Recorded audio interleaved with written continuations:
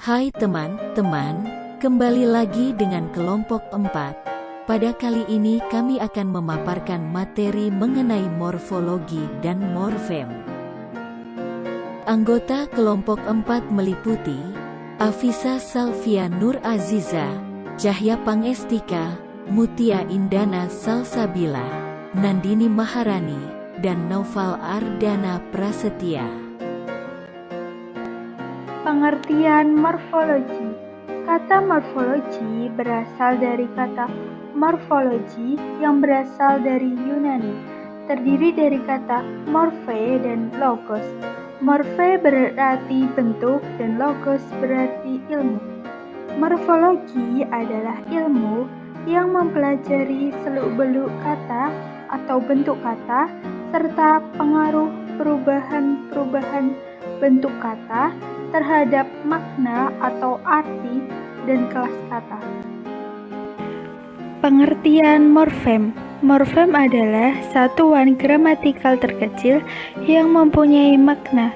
Namun, tidak semua morfem memiliki makna filosofis. Morfem tidak bisa dibagi ke dalam bentuk bahasa yang lebih kecil lagi. Klasifikasi morfem berdasarkan kebebasannya. Yang pertama, morfem bebas. Morfem bebas adalah morfem tanpa kehadiran morfem lain dapat muncul dalam pertuturan. Contohnya, pulang, makan, rumah, merah, dan bagus. Morfem-morfem tersebut dapat terdiri sendiri dan dapat digunakan tanpa harus terlebih dahulu menggabungkan dengan morfem lainnya. Yang kedua, morfem terikat. Morfem terikat adalah morfem yang tanpa digabung dengan morfem lain tidak muncul dalam pertuturan. Contohnya, renta, kerontang, bugar. Morfem-morfem tersebut tidak dapat muncul dalam pertuturan tanpa terlebih dahulu mengalami proses morfologi. Klasifikasi morfem selanjutnya berdasarkan bentuk formalnya. Yang pertama, morfem terbagi.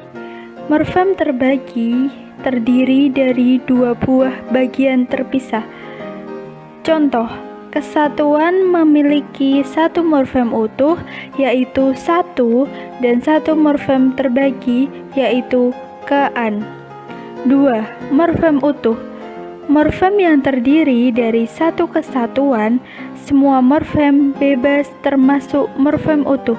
Contoh, meja, kursi, kecil, laut, dan pensil.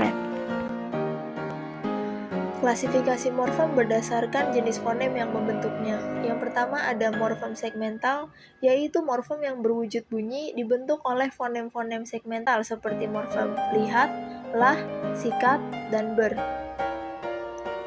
Yang kedua ada morfem suprasegmental, yaitu morfem yang dibentuk oleh unsur-unsur suprasegmental seperti tekanan, nada, durasi, dan sebagainya. Morfem suprasegmental misalnya terdapat dalam bahasa Baka di Kongo Utara, Afrika. Bahasa Indonesia tidak memiliki morfem suprasegmental. Selanjutnya morfem beralomorf zero. Morfem beralomorf zero lambangnya berupa 0 dicoret. Merupakan morfem yang salah satu alomorfnya tidak berwujud bunyi segmental maupun suprasegmental, melainkan berupa kekosongan. Morfem beralomorf zero merupakan morfem penanda jamak dalam bahasa Inggris dan tidak berlaku pada bahasa Indonesia. Contohnya adalah bentuk ship. Baik bentuk tunggal maupun jamak, kata ship akan tetap menjadi ship dan tidak mengalami perubahan. Dalam bentuk tunggal dapat ditulis ship, dalam bentuk jamak menjadi ship tambah 0 dicoret. Klasifikasi morfem berdasarkan maknanya. Yang pertama, morfem bermakna leksikal, merupakan morfem yang memiliki makna pada dirinya sendiri tanpa perlu berproses dengan morfem lain. Morfem ini jumlahnya tidak terbatas dan sangat produktif. Contohnya, kuda, pergi, makan, merah, dan lari. Morfem seperti ini dengan sendirinya sudah dapat digunakan secara bebas. Yang kedua, morfem tidak bermakna leksikal, merupakan morfem yang tidak memiliki makna apapun pada dirinya sendiri. Morfem ini baru mempunyai makna jika digabung dengan morfem lain dalam suatu proses morfologi. Morfem tidak bermakna leksikal adalah morfem-morfem afiks seperti ber, me, dan ter. Proses morfologi. Yang pertama itu ada afiksasi. Selanjutnya yang kedua ada reduplikasi. Yang ketiga ada komposisi. Selanjutnya yang keempat ada abreviasi. Dan terakhir ada konversi. Pertama, afikasi. Proses afiksasi atau pengafiksasian merupakan proses pembentukan kata dengan menambahkan imbuhan atau afiks pada bentuk dasarnya sehingga menjadi satuan yang baru, baik dari sisi bentuk maupun makna. Berikut adalah jenis-jenis dari afiksasi. Yang pertama, prefiks. Merupakan imbuhan yang ditambahkan pada bagian awal sebuah kata dasar. Prefiks sering disebut sebagai awalan. Jenis prefiks antara lain men, di, ber, ter, ke, per, se, dan pen. Yang kedua ada sufiks, merupakan imbuhan yang ditambahkan pada bagian belakang kata dasar, seperti an, kan, i, nya, wi, dan lainnya. Infiks. Infiks adalah morfem yang disisipkan di tengah kata dasar. Konfiks. Konfiks atau imbuhan gabungan adalah gabungan prefiks dan sufiks yang mengapit bentuk dasar secara bersamaan. Contohnya ke, an, ber, an, per, an, dan pen, an. Simulfiks.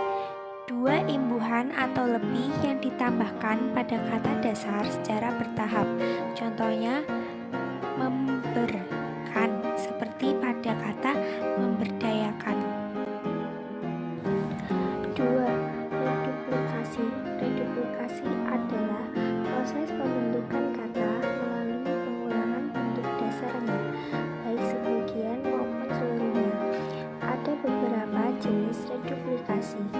Yang pertama, reduplikasi utuh.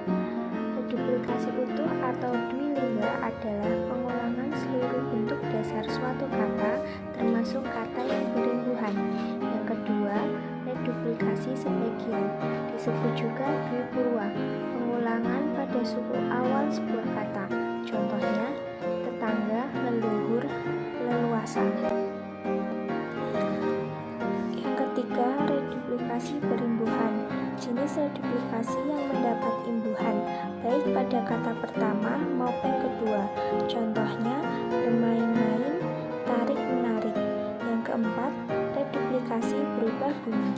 Disebut juga dwilingga salin suara, yaitu pengulangan seluruh bentuk dasar yang salah satunya mengalami perubahan bentuk suara pada suatu fonem atau lebih.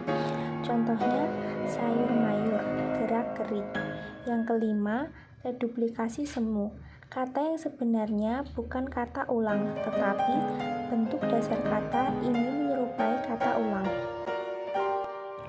Yang ketiga, abreviasi. Abreviasi adalah proses penanggalan satu atau beberapa bagian kata atau kombinasi kata sehingga menghasilkan bentuk baru. Abreviasi sering disebut dengan pemendekan. Hasil proses abreviasi disebut kependekan. Yang pertama, singkatan. Singkatan adalah salah satu hasil proses pemendekan yang berupa huruf atau gabungan huruf.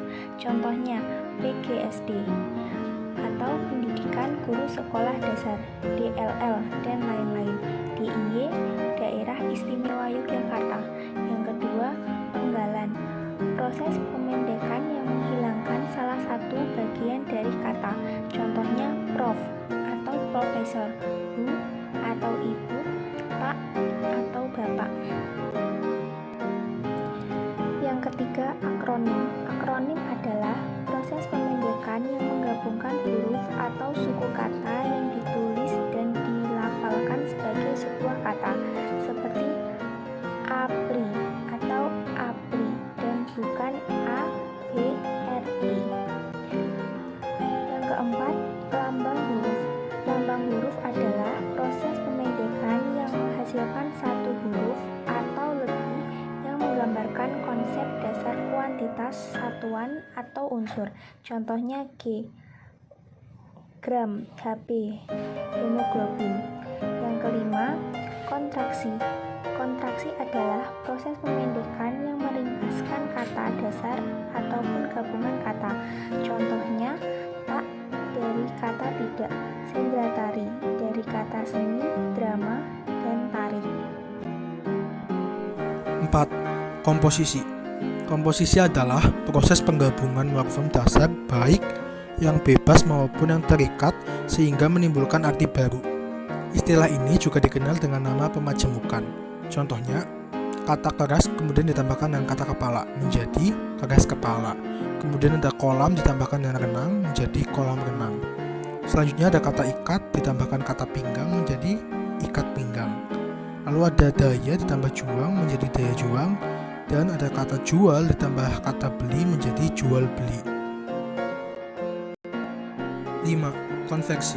Konveksi adalah proses pembentukan kata dari sebuah bentuk dasar berkategori tertentu menjadi kata berkategori lain, tanpa mengubah bentuk fisik dari kata tersebut. Misalnya, yang pertama ada kalimat petani membawa cangkul ke sawah, dan yang kedua, cangkul dulu tanah itu, baru ditanami. Pada kalimat pertama, kata cangkul berkategori nominal, sedangkan pada kalimat kedua, kata cangkul berkategori verba. Sebuah nomina dapat berubah menjadi verba tanpa perlu perubahan fisik, walaupun dalam kalimat yang berbeda. Komponen proses morfologi. Pertama, bentuk dasar. Bentuk dasar merupakan bentuk yang menjadi dasar dilakukannya proses morfologi tersebut. Bentuk dasar dapat berupa akar seperti kata tulis, jalan, dan gunting, pada kata menulis, berjalan, dan menggunting. Selanjutnya ada alat pembentuk. Proses untuk membentuk morfologi terdiri dari afiksasi atau afiks, diimbuhkan pada bentuk dasar sehingga menghasilkan bentuk maupun makna baru. Lalu ada reduplikasi atau kata ulang, komposisi atau pemajemukan, akrominasi, atau terdapat abreviasi khusus karena semua abreviasi menghasilkan akronim, dan konveksi, yakni terdapat perubahan status. Hasil proses pembentukan. Proses morfologi memiliki dua hasil, yaitu bentuk dan makna gramatikal. Wujud fisik dari hasil proses aliksasi adalah kata imbuhan, kata turunan, atau kata terbitan. Wujud fisik dari reduplikasi adalah kata ulang. Dan wujud fisik dari hasil proses komposisi adalah kata gabung atau kata majemuk. Dan selanjutnya ada makna gramatikal. Makna gramatikal mempunyai hubungan erat dengan komponen makna milik bentuk dasar yang terlibat dalam proses pembentukan kata. Setiap makna gramatikal dari suatu proses morfologi akan menampakkan makna atau bentuk dasarnya. Contohnya pada kata berdasi, memiliki makna gramatikal, memiliki dasi. Proses pembentukan morfem. Yang pertama, pembentukan setahap. Terjadi jika bentuk dasarnya berupa akar atau morfem dasar. Contohnya, imbuhan me ditambahkan dengan kata beli, sehingga menghasilkan membeli. Yang kedua, pembentukan bertahap. Terjadi jika bentuk dasar yang mengalami proses morfologi berupa bentuk polimorfesis yang sudah menjadi kata. Contohnya, imbuhan ber ditambahkan dengan kata pakai yang sebelumnya telah ditambahkan dengan imbuhan an, sehingga menghasilkan kata berpakaian. Dan yang ketiga, pembentukan kata yang prosesnya melalui bentuk perantara, seperti terjadi dalam proses pembentukan kata pengajar.